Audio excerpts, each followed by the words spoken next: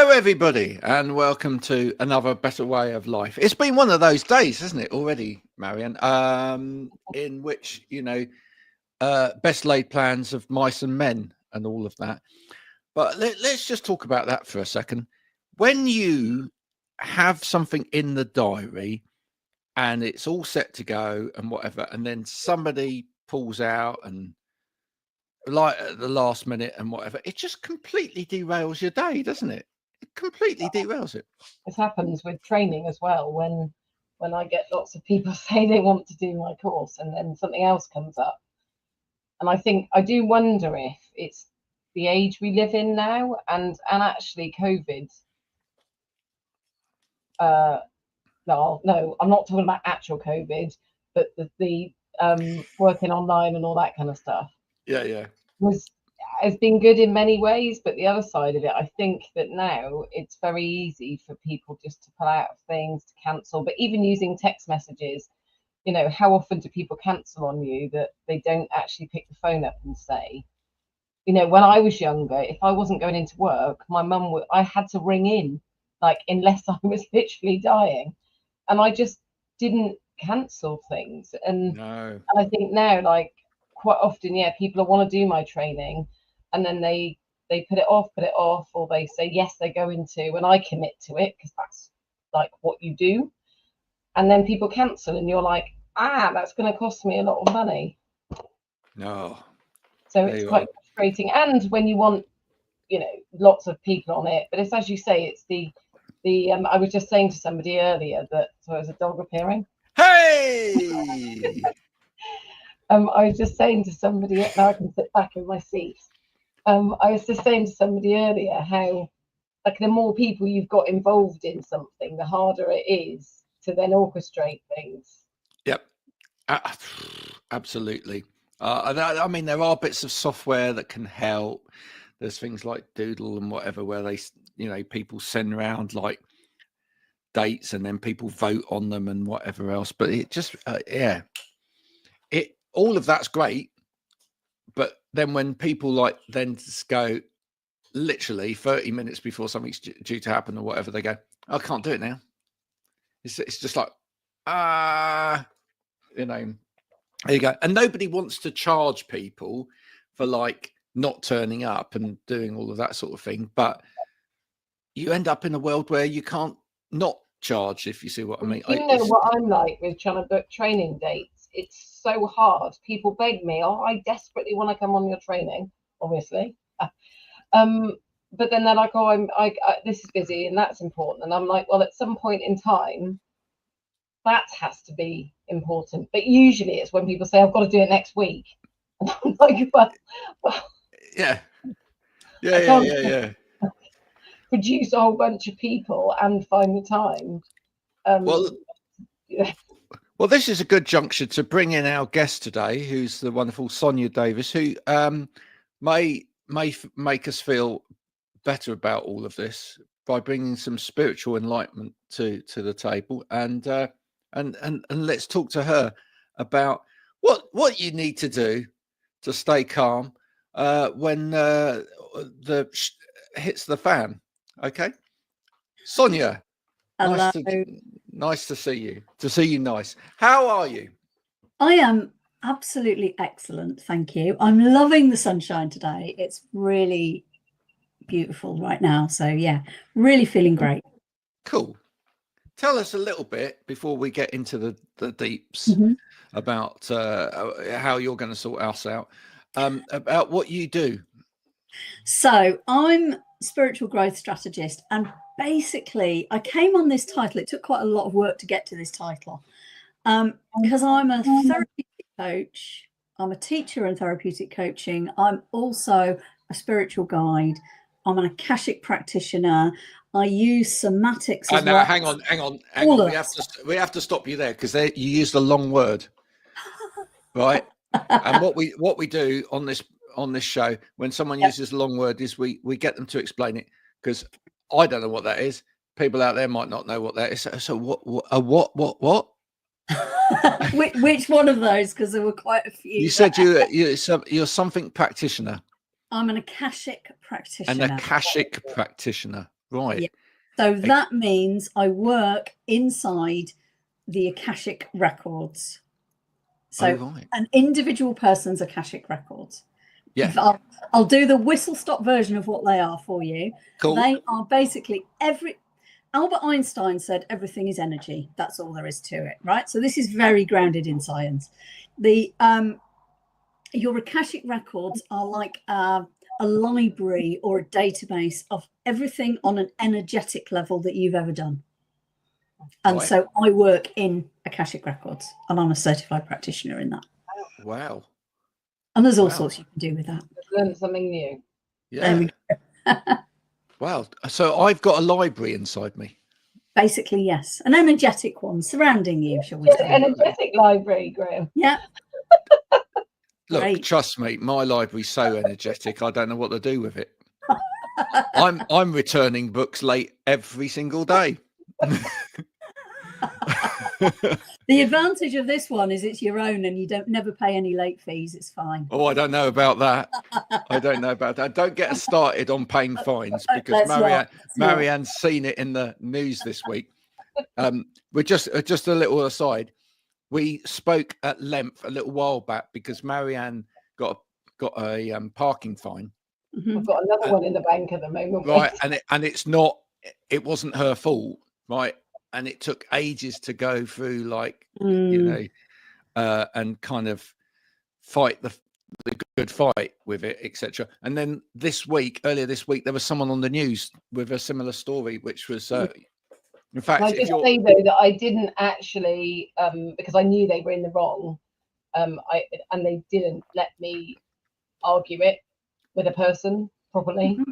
And in the end, they had a court date, and I said that's fine.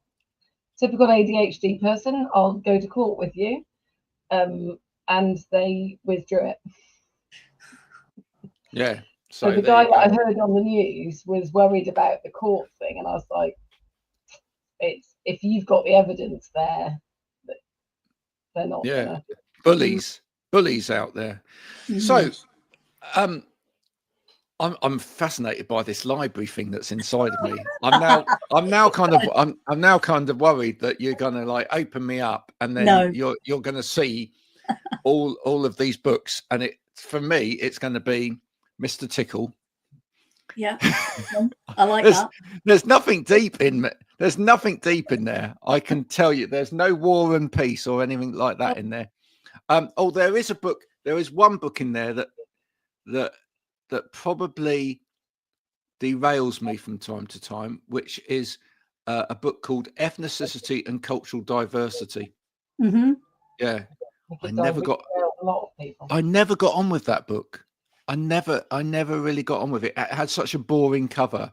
It was just brown and black, and it kind of. I'm sure it had something interesting in it, and I loved the title, but it was just boring. Yeah. I think I've always thought they should make book covers like they used to do old vinyl covers. Yeah. The number of records I've got, still have, that I bought. I'd never heard of the band, but I loved the cover, so I bought it anyway. I think so. We should do that with books. I really think we should do that with books. I totally agree. Yeah, I've got a few up here that really aren't interesting. If you were to go and buy that's an interesting one, and see something like that. Oh yeah, that's good. Effortless. That's right. Yeah. Yeah, I like that. That. Yeah, no, I mean that immediately tells you what that book is, doesn't it? And it kind of immediately. You've got some business books there, haven't you? You've got some business books there. Me? Yeah. Yeah, I've got all my training ones. Right. But the problem is, the cover's a bit boring, but I don't want to put it up because I might get in trouble. Yeah. It's not the most it does the job, I guess, and I guess you've got to cater for lots of different people. So what is it that you help people with specifically? Actually get to the point of what I do rather than the mechanics of how I do it. Yeah. So I help people, mostly business owners, but not exclusively, but mostly other business owners, connect with themselves on a deeper level so that they can become more joyful. That's what it's about. Oh, I like that. And it's not about massive changes and go and run your business this way. It's none of that nonsense. There's far too much of that out there, and I'm not a fan. But it's about, it's a bit like if you lift weights, right? You can do so much with your arms alone. You get to a point, you've got to focus on your core strength if you want to actually move any further. It's about the core strength for you as a person so that you can show up better in your business, which means you have more impact on your clients, and it all ripples out. Yeah, I've got to actually get to the gym. Well, I don't bother at all, frankly. It's kind of like, I know that for me, I'm somebody that's sort of quite open about stuff, but I guess some people aren't, and they've got a lot of stuff that's they're stuck or they're. So for me, when I was diagnosed with ADHD, it was like the world made sense, which made me then like present in the world. Therefore, actually, my business-wise, I mean, Graham didn't know me then, but I suddenly had a light bulb moment. I was like, this is the bit that I do well in my business. This is where it's taking me, and this is why I've got here. And I sort of embraced that. Is it that kind of? It's sort of like that. Yeah, absolutely. Absolutely. I mean, when I discovered I'm ADHD, so I discovered that only about 2 years ago, frankly, and I'm in my 50s now. So it's completely changed my life, and it's like, yeah, amazing. But suddenly everything makes sense, and it's understanding those bits of yourself. And everything I do, it's not about here, go and do it my way, because so many people do that, and I'm really not a fan, because we're all unique. We're all absolutely unique. But no cookie cutter stuff. No cookie cutters. I don't do cookie cutters. It's pointless. It's ridiculous, and I don't like it. I'm not a fan. We don't all want to be clones of each other, you know. Lottie's not a fan of it either. No, I get it. What I do is I work with people and give them the tools for them to apply for their unique set of circumstances so that they can understand themselves better. Love it. So it's about that deep inner understanding. And for me, the way I work came from what I needed myself that wasn't available. So basically, I've had to create it myself. I mean, that's fairly typical, isn't it, in the online world? But I had to do the deep psychology work. I was a senior leader in local government. Don't shoot me. I got out. I escaped. But I went through burnout because I was trying to squash myself into a box that didn't fit me. And let's not talk about the politics of the situation right now either.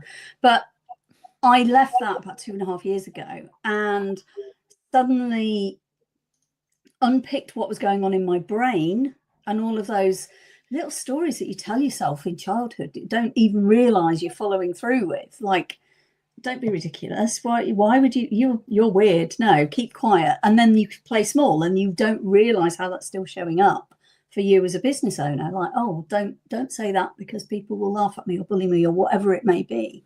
So many people go through that. But there's also then the physical side of it as well. I think you have to look at your mind, your body and your spirit and strategy together. So the body is learning the language of your physical self. This isn't about go and meditate on a mountain. That's not what this is about. This is about learning the language of your unique body and what it's telling you and reconnecting with it. It's interesting because quite often we talk about coaching and sort of every man and his whatever, you know. Okay. But actually, so many of them are. It's not worked with me before. I've had a few people that have attempted to try and coach me, and I say attempt because no, I suppose Graham has, but I don't really even call it coaching because I'm perfectly happy with me. But I think what happens with a lot of coaches is they try and tell you to do it their way, and I'm like, I don't want to do it your way because it's not going to work. Like literally, Graham knows there's some things that he could ask me to do, and I might do it for a bit, but I'm not going to because it's the same as being on a diet. If you try and get someone to do it this way, it's the same as when I do my teaching. People say, you're going to teach me how to do that. I said, I'm going to give you the tools and I'm going to educate you. Then you're going to make choices based on X, Y, and Z. exactly that. I think there's a big difference. I mean, I would say I probably have never coached you because I don't really believe in coaching per se. What we've had is conversations, right? Yeah. And I might express that, have you considered, right? But I'm willing to then listen, and you go, no, I just don't even go there with that. And and either you'll take something out of it, or you'll go, or you'll tell me back, no, I really don't want to do that. But that's a two-way dialogue, isn't it? Where I think it goes wrong is when people go, right, I have a template. This is it. This is going to work for you. And it's like, and then I had it the other day, right? When I was speaking to a coach, and they basically said, the thing is, if like they dismiss it, it's just, it's their mindset. It's not for them. It's like, well, no, you've closed the loop on this before you've even started. You're not part. You've actually assumed, right, that you have the upper hand and that you know this stuff, right? Yeah. Surely, actually, anybody that's helping somebody should be willing to enter into a relationship, and they should be open to learning something about themselves and changing themselves as much as the other person may be making changes themselves. Completely agree. Like Sonia, you said, a lot of it, a huge amount of it probably, came from what you that realization, but then looking back yourself. And I think that's why when I hear people that sort of think, oh, I want to become a coach because it's a great way of making money or whatever, they don't do it in the same way as people that have sort of almost, it's the same as me doing what I do. I did fall into it, to be quite honest. I was a trainer, I was a teacher,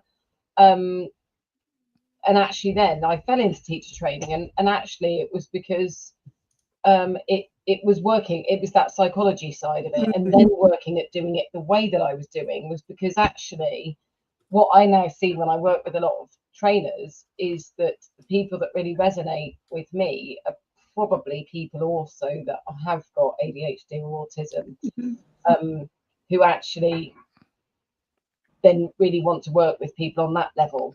And so that's why I can see why you will have come to be doing what you're doing, because you know that actually if you're going to do whatever you do, you're going to do it so much better if you understand yourself, and you're also not going to let people tell you what to do. Yeah, absolutely. And absolute, anytime I work with anyone, whether that's within my membership as a group or one-to-one, and it doesn't matter if they want spiritual stuff or the therapeutic coaching stuff or anything like that, whatever it is they want from me, it's a partnership. We are equal partners in that relationship, yet they're paying me and I'm giving my skills. That's what it is. It's an equal partnership. It's a sharing space. And you're absolutely right, Graham, with what you said. I learn every client session I have, I learn from it every time. There's no question that that's not the case. And everything that I've subsequently gone on and trained in is because I've gone through it myself as a client first as well. So everything I do, I've had firsthand experience of as well. So, and that's why I think some people find that intimidating. I'll be honest, because I agree with you. I think there's a lot of the coaching industry that is, I mean, it's an unregulated industry, which doesn't help. But I also think it doesn't go deep enough. I mean, anyone can call themselves a coach. They can buy a course of 30 quid off the internet and call themselves a coach. Oh, here we go. Ridiculous. I'm not going there, but that's for me where I actually, because I experienced therapeutic coaching myself first. When I went through burnout, I was very, very broken. I needed 5 months off work. And I experienced that, and I had that moment where I went, I want to do that. This is what I want to do, because it goes deeper than just coaching, and it's a more accessible form of therapy as well. So it's in that space in between that it puts you at the heart of it, rather than what I think you should be doing if you're my client. It's not about that at all. It's really important. So Yeah, I'll get off my soapbox there with that. No, not at all. No, just before we go any further, just for a little bit of fun right at this point. Yeah, okay. Fun. So you're an SGS, but just so you know, because I always think this is fun, SGS can also stand for out there Société Générale de Surveillance, which is the Swiss multinational company that provides inspection, verification and testing. Specialist group services, student government services, standard global services, smart grid solutions, safety and ground support, software generation systems, or superior grade steel. Wow, I like that. I've got some competition. You have. I quite like the last one, superior grade do. steel. I think you could. Yeah, I think you could wear that. Oh, my name's funny because 2M. When somebody literally said to me once, "Did you call yourself 2M training because of COVID? Because of being 2 meters apart?" And I was like, "No, it's my initials of my name." Yeah. Well, mine's a funny one. Some people said, "Why did you call yourself Graham Coath?" And I said, "I didn't." It was all my mum's fault, and it still is. I want to ask a question about the spiritual side of it. When people see the word spiritual, do you immediately get from some people? And I wonder whether this is generational to some extent, right? But certainly anyone of my age, if they heard the word spiritual, will probably be transported back to church life or whatever, or religious life or whatever. Do you immediately get the kind of like, are you going to convert us to something or other? I mean, I think a lot of younger people who probably don't go to church or whatever, or weren't brought up in that sort of going to church kind of doctrine, probably are perhaps more sort of open to just generally talking about spiritual. But do you sometimes get that? I don't directly, because I probably managed to filter those kind of people out of my audience and my radar. So far, anyway, I haven't had that. I am aware that exists, though. And I think for me, I'm one of the things. I mean, I've got a number of passions and missions that I'm on. I want to change the world in my own way. And one of those is helping people see that spirituality isn't about a belief system. It's not the same thing. A belief system is nothing to do with spirituality. Spirituality is about a deeper connection with yourself. That's what it's about. That's what it's about.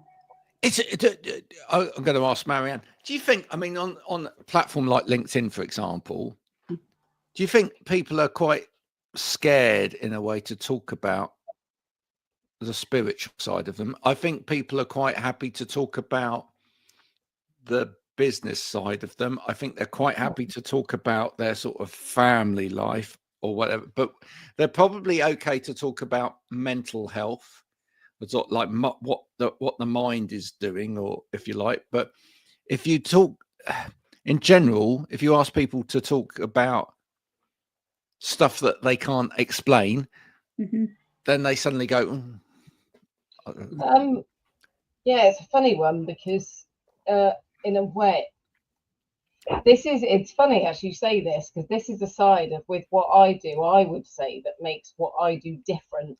Everybody has got, that unique selling point, and I would say that it is because actually I am my sessions, and it is who I am and what I am. And the reason I do it, oddly, I never really realized. I suddenly had a bit of a moment when I was freelancing for somebody else, and I suddenly thought, I remember thinking, I'm going to get told off if they come in and watch me. I'm going to get told off. But I used to get 5-star reviews, and so I think, well, if they do come and watch me, I'm going to have to be good or something. And actually, the funny thing about it was that then COVID hit. That wasn't funny, but all my work went because I was working for somebody else. And then I thought, okay, I'll set up on my own doing what I was doing.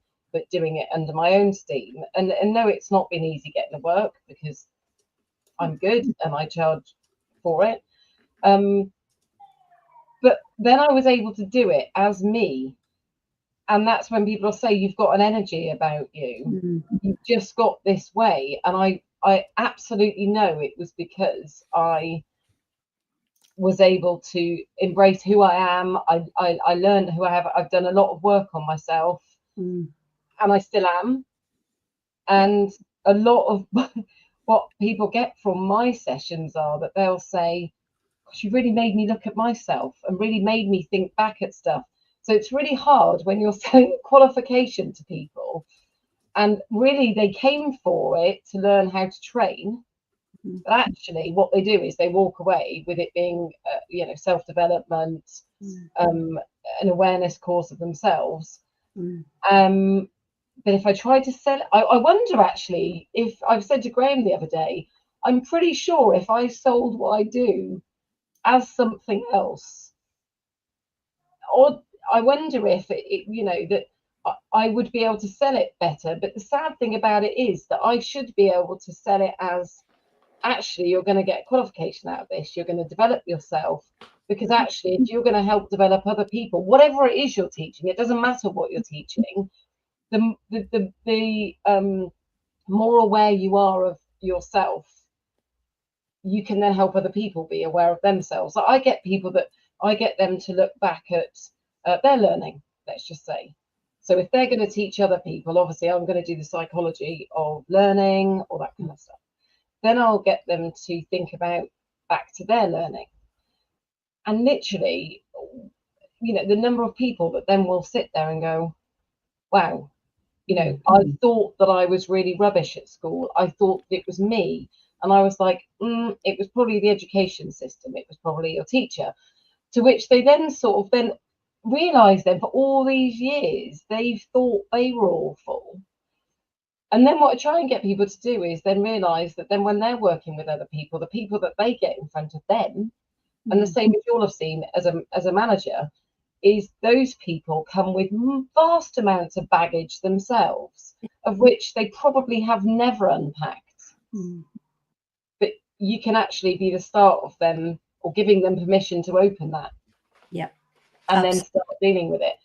Which is kind of insane, really, because people walk into my sessions expecting to be bored to death, being told how to teach, and yet they walk away. Empowered.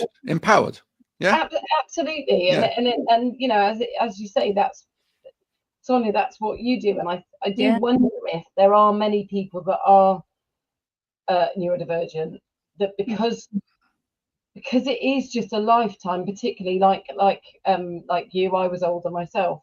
When you've carried all that stuff, you literally want to go to people, oh my gosh, you just want to share that with everybody, that even if it is that people aren't neurodivergent, whatever it is they're carrying around, you want them to have that joy.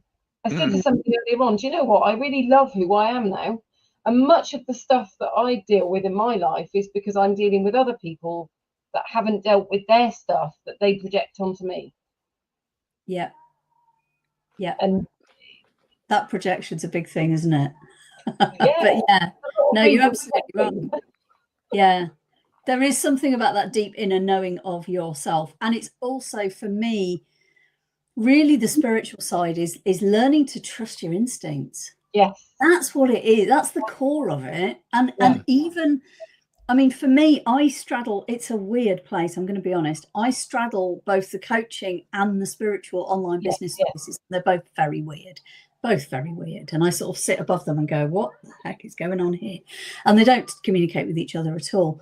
But it also means I see the limitations in both and the ways that they work. And I just find it, in the spiritual space particularly, people make it really like, oh, well, you've got to go intergalactic traveling and all these visions and sit on a mountain and meditate for 17 hours. And I'm like, no, you haven't. You've just got to learn how to trust your instincts. That's the foundation of it. And actually, too many people in the spiritual space particularly, personal opinion, probably upset a few people, but I don't mind that, will sit there and go, yeah, but you've got to be up here. You've got to be doing all these things and flying with dragons and downloading light codes, and that's great, but you've got to bring it back to you. You've got to keep it grounded and real. I've seen a few of those on LinkedIn. Yeah. And whilst I quite like them in a way, because they're very seemingly positive people, right? I sometimes look at them and go, whoa. You know, I don't mind the singing, because I like to sing myself. I don't mind the odd bit of dancing, although I try and avoid that because I only do dad dancing. When they start talking about lying naked in the sun and letting the sun rays, you know, enjoy their bits, I start to get a little bit like, this isn't going to go down well in a meeting. There's kind of like, there's a bit of me that's a bit prudish about some of the things that some of these people, and then the other bit of me goes, here's the other bit about all of this, is that, and it's kind of going back to what Marianne was talking about a minute ago, the bit that I have difficulty with, and maybe you can help us with this as well, is that for me, it's all good and well saying, I'm going to open up and I'm going to deal with me, right? And actually, I'm going to go on this journey. I'm going to learn more about me. I'm going to understand myself better and whatever. But none of us are an island, or unless we are an island, in which case then it's easy, right? Because I mean, you know, if it was just me on this planet and I didn't have kids and I didn't have a wife and I didn't have a dog and I didn't have any, any other responsibility in the world or whatever, then I could cover myself in ashes, roll down the side of a volcano into a lovely swimming pool, veil myself like this. I probably would be on TikTok just doing daft stuff like that and going, yeah, support me, and let's all open up our chakras or whatever together, and I'd probably be making loads of money. But the thing is, I can't do that because I have other people. And it's the same with, I'm going to say it, it's the same with a lot of sports coaches and a lot of who feel like they've always got to contact me and tell me that I'm looking fat and I should be going to the gym and getting a 7-pack. Oh, you get those as well, do you? Yeah, I get all of those. You look rubbish for your age. Oh, right, thank you very much. That's a good selling DM. Or anybody that's like kind of like saying it's about you. You should look after you, and you can only look after other people, and once you look after you, and you just think, yeah, but that's not how it works. And especially like Marianne and I were discussing earlier, like a couple of our children struggle with school, and they struggle with school and education and stuff like that because they think differently, etc. And it's a lot of work and it's a lot of effort, and you have to fight the system, and it's what you have to put them first. You have to put them first, and as soon as you start putting other people first, you take the foot off the pedal of putting you first in everything. Do you understand what I'm saying? This is where coaches, though, when people don't get to know you, and that's the bit about it that I've struggled with, is when someone said, I see it a lot in the ADHD world. I'm just actually working on an amazing program with somebody that's written an education program around ADHD, which will be incredible. And I'm working on a trainer with this person. I'll be delivering it as well if I pass the course. So I'll be working on that. But it's quite often what you see is people being told to do X, Y, and Z, or not taking medication or whatever. But actually, you can't tell people what to do if you haven't learned. Like, people may say to me, you should do X, Y, and Z.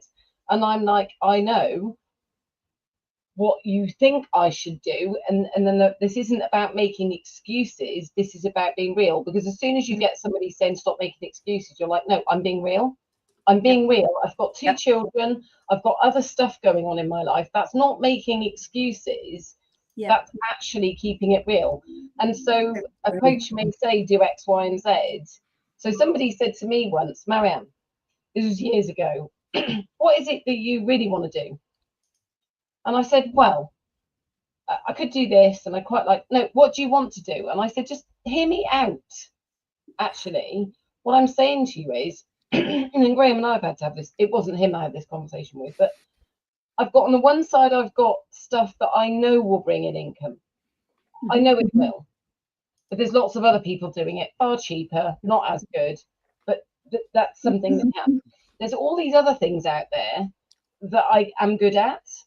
But the way I work is that I have to explore these things and have a go. No, it didn't work. Okay, so we'll move on. So somebody forcing me, or somebody once said to me, would you do such and such? And I said, well, I've got the kids. Yeah, but if you didn't have them. And I said, yeah, but I have. You can't ask me to make a decision based on the fact of not having my children, because I said, they're here. Yeah. And that's it. Okay, you can't ask me to hypothetically think about something when they're a fixture. Totally agree. And I'm just a little aside, I'm on a personal mission to ban the word should from the vocabulary. Oh, no, yes. Because it's terrible. And let's get away with the should. It's what do you want to do? What can you do? Yeah.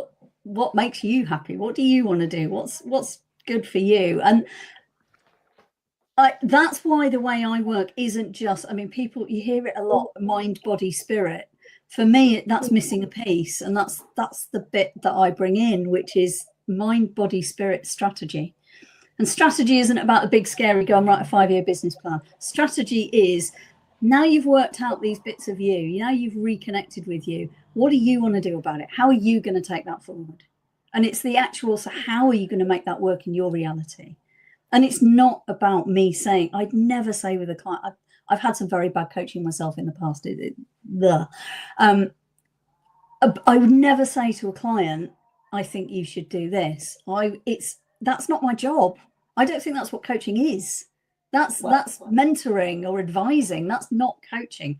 Coaching is a partnership. But it's when people say, oh, I wouldn't do that. And I'm like, yeah, but you're not me. You can. But I also, but isn't it though, when people say that, I wouldn't do that. And I said, but you're, and that's exactly it. You're not, it's about trying to see it from somebody else's perspective, isn't it? That, you know, it's like trying to say to somebody, I don't know, I'm not particularly a gambling sort of person.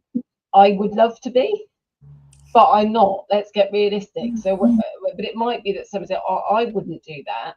And I'm like, but that's why I think sometimes asking friends isn't a good thing. Unless you know that friend won't, but we can't help it, can we?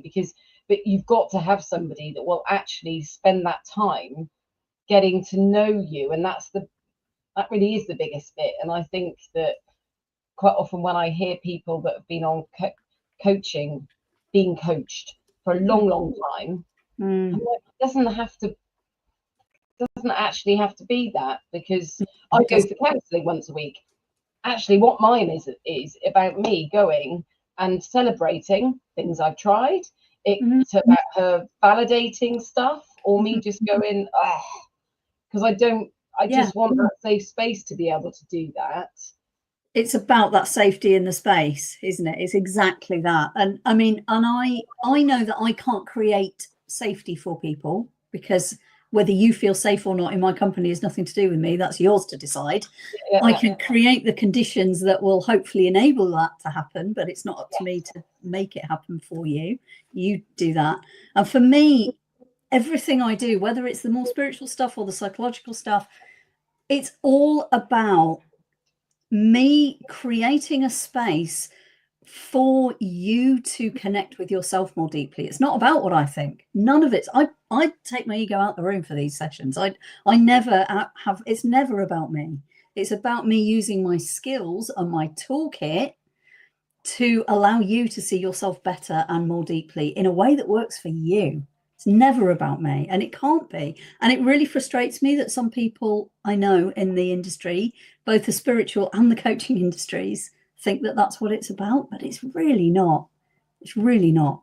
But and training is very much the same. The number of people that I speak to who that don't have any formal training in how to train, they know their stuff. And so it may be that I might ask things like, so I get people that come onto my courses that have been training for years, and I'm sure they've done a very good job. But then I might pose a question like, okay, so what are you going to do if this happens? Or, well, I'm going to do such and such. And then I'll say, well, the biggest one is what happens if somebody says something discriminatory? People go, oh, I'll call them out on it. And I go, okay. So then I start posing different scenarios. Yeah.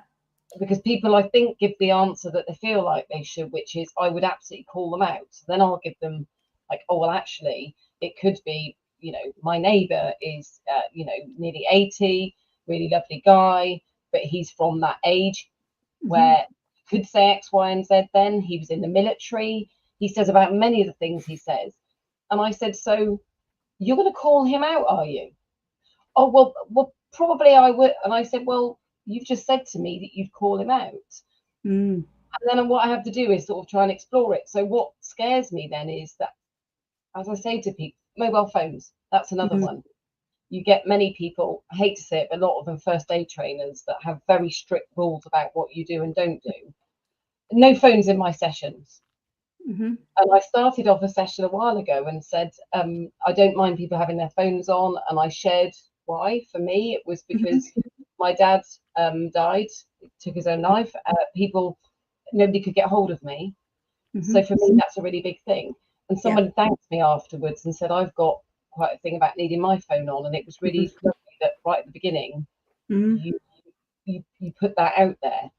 And I said, but it's not, have it, don't have it. It's really not, you know, I set out what my, not boundaries, but I suppose I say, look, this is, you're paying to be here.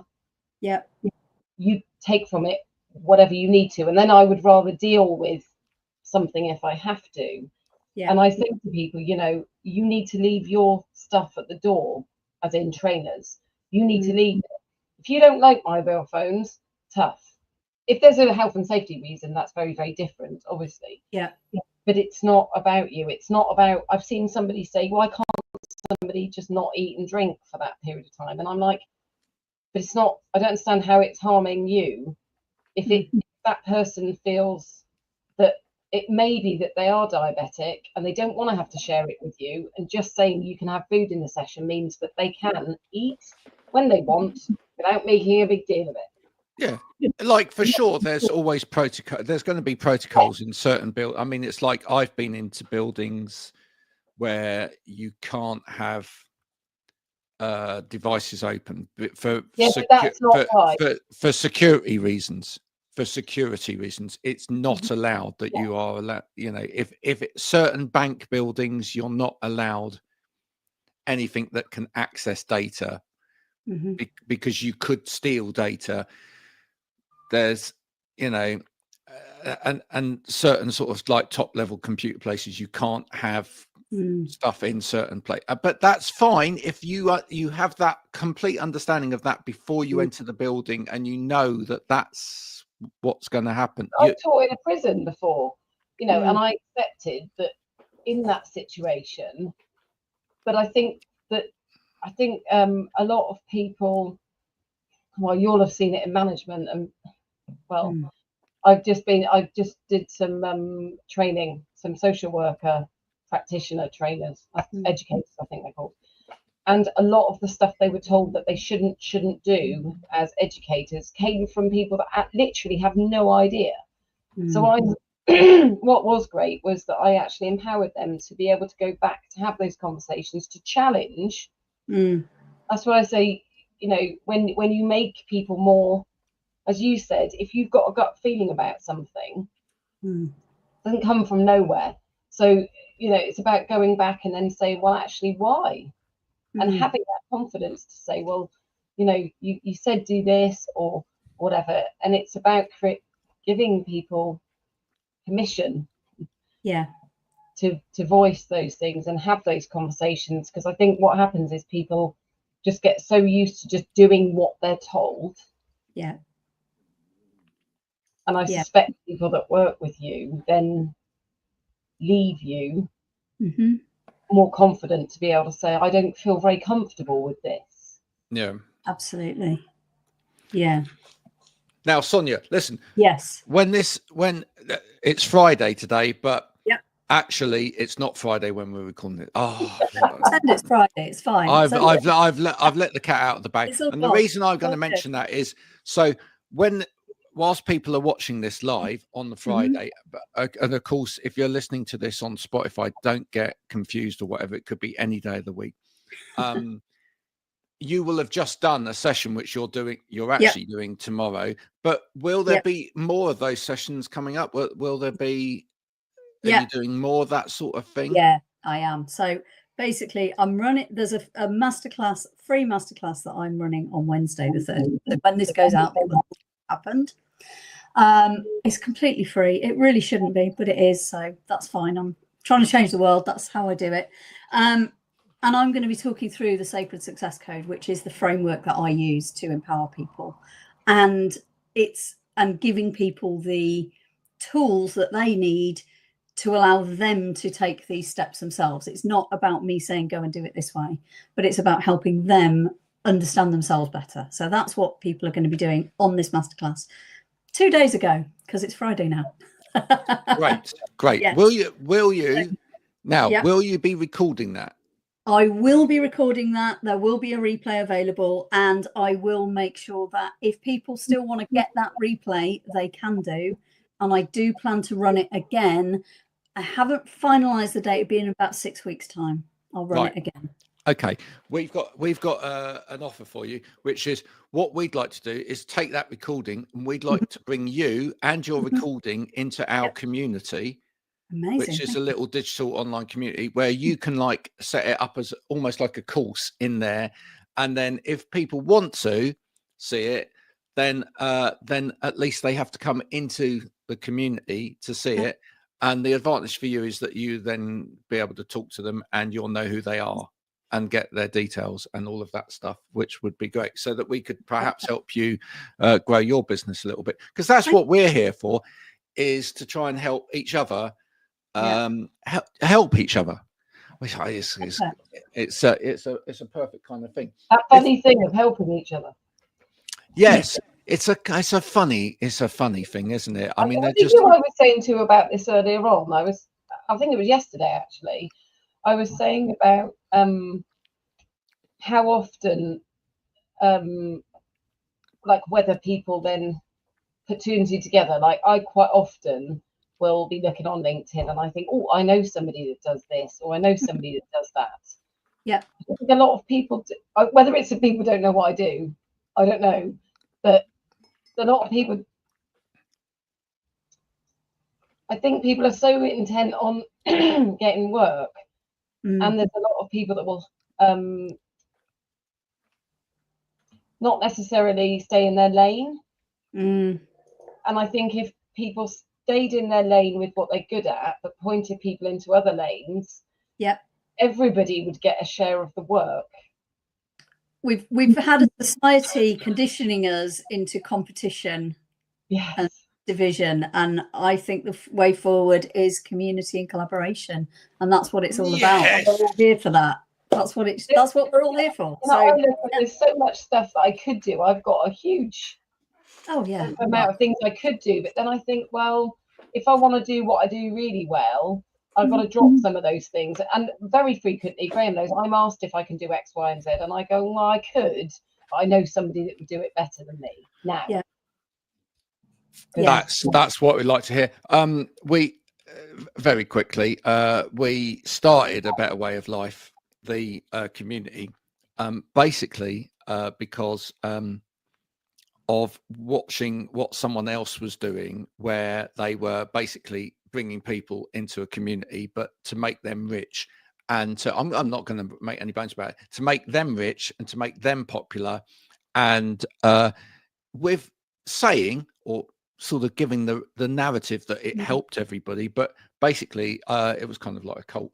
And we decided to actually make something that was similar but better, where it was actually a community owned by the community. So although you know, I might technically be running it, it's everybody's community, and everybody can make it their community, as it were. And also we're not trying to make anybody rich, because whilst we're helping people to monetize their business within that, we are not trying to make anybody rich out of it, but all of us richer, which is, I think, is a lovely in many ways.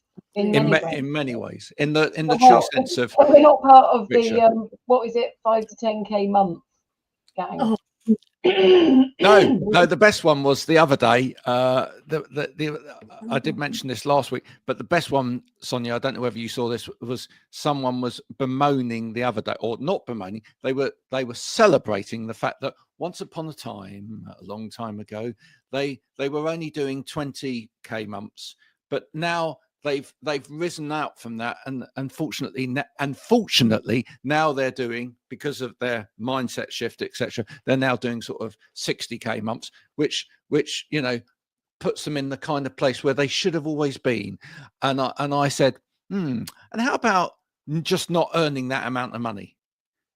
How about sharing that money with other people in the world? Because you know, that's an obscene amount of money. You're obscene. I think people are getting wise to it, on particularly on LinkedIn.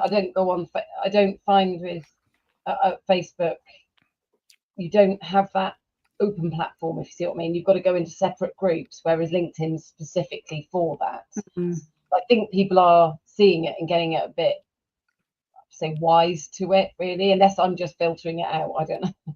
Maybe I'm filtering it out. It is there on Facebook. I mean, I use my Facebook profile as I'll be honest, I loathe social media. I don't consume it myself for personal interest whatsoever. I hate it with a passion. However, I run my business through it, so that's fine. So I am on Facebook, but it's not about. You know, it's funny though, for me, my Facebook, when I got diagnosed, I ditched lots of people that I just, my mantra was that I didn't want anyone in my life that didn't bring out the best version of me, that didn't help me present well in the world. So there were some people I didn't like very much, and I was like, don't like the person I am around them. So for me, it's been really good. So my Facebook often is the place I go to for like, because I actually really like the people that are, you know, on it now. I just share pictures of the kids, or, you know, or usually funny things that have gone on. I think actually today's one on my Facebook, let me just very quickly look, because this is quite funny. This is like my sense of humor, well, my children's, I suppose. One was, these was it. So Oliver, they're my youngest. This is 2021, so he's 12 now. Mummy, when I was in hospital, the doctor came in and asked what drugs I was taking. He's got heart problems, by the way. Why on earth would he ask an 8-year-old that? So I explained to him, Oliver, and then he said, that's a relief. I thought she must be out of her mind asking me a question like that. Isn't an 8-year-old being asked what drugs you take? Then the next one was, this must have been, actually, there's 2 years in a row here. The one, it was a picture of, the headline was Minister Porn Probe, and I said on there, what choice of words. But then the year before that, there must have been something that was going on with the MPs. It said, so my eldest, he's 17, so he's 14 at the time. Why would they watch porn at work? Like, just why? What's wrong with them? Why would they want to? Why would they want to there? And why are these MPs doing that? So he was 14. And then another one was him saying, he normally comes shopping with me, and he said, he went to get a sandwich. I got him a sandwich, and they said, what flavour is it? And I said, a chicken BLT. And he said, thankfully, it's not a ploughman's, because that's such an old grandpa sandwich. So a ploughman sandwich is a grandpa sandwich. I So love give a it sandwich. I five love a ploughman's. I'm sorry. Yeah. um, Nothing wrong with a ploughman's. Nothing Listen, wrong with that's So- my favourite. Sonia, we will invite you into the community, Thank you. and we look forward to being able to help you share your message a bit you. further there as well. And thank you so much for coming on today and talking You're to us. I'm going to very leave us all with a little thing from my post today, which was this. If you've seen it around on LinkedIn, the "Can you spot the letter I," which has given a lot of people a migraine, apparently. I did try looking at it and I couldn't. I just couldn't. I was like, no, Love your can't. word searches, And but the no. best comment today, you'll have to go and I'm not going to name them just in case I get sued. But somebody said, I can see someone lacking content to post today. Oh, To which I said, really, who's that then? Because the funny side of that, you see, is that that actually I'm probably going to post about 7 things today. yeah, but we're back LinkedIn. about shoulds. That person would say you shouldn't, or what you should and shouldn't do. You shouldn't be doing that. Why? Why absolutely shouldn't you? Because it depends on what your aim is, in terms of what you're posting out there. Well, it's nice that some people actually did go and read the post that went with the image, because the post itself, which is very relevant to this whole conversation, said it's all about I. Some people, when they post, make it all about them. Others look outward, shine a light. Will you be the one who makes a difference today? You see, there was a point. And some of you got it, and the rest of you just thought it was a bright thing with a bit of a brain quiz. But there we go, and that's what life's like. I think you should keep doing what you're doing because it makes you happy. Definitely. Exactly. Absolutely. Thank you, Sonia. Thank you for so watching. much. And if you've enjoyed this, then please do go and share it around, etc. We would love to see you in A Better Way of Life as well, with the other people that are there. We're heading towards 60 members now. If you want to find out more, just head on to abetterwayoflife.com and join my club bit. And we'd love to see you inside the community. We will be back next week with more of the same. But until then, look after yourselves. And remember, you have more than just a mind and a body. You do have a spiritual side as well. And also, you do need a strategy. Bye for now.